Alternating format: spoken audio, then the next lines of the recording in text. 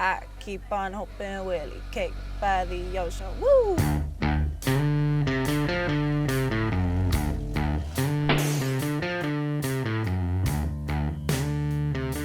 When you've got a flat, scan your surroundings for a level, straight stretch of road. Make sure the car is secure. Draw as much attention to yourself as possible. Make sure your car is equipped with the necessary tools. A jack, a lug wrench, and a spare tyre. Find a makeshift wedge to place behind your wheels, so your car doesn't roll.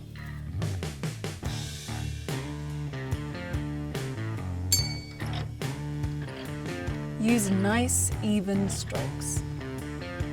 Turn the lug nuts counterclockwise until you break their resistance. You want to loosen your nuts, but you don't want to lose your nuts. So find a safe place to keep them. Oh, found it. Here's a lug nut. Wait, is that what that is? Grasp the flat tire with both hands and pull it towards you. Replace the spare on the hub. Take your lug nuts, it's hard to say, lug nuts. Take your lug nuts out of safekeeping and screw them back on. Make sure you clean up after yourself and head straight to the nearest mechanic. And give yourself a well-deserved pat on the back.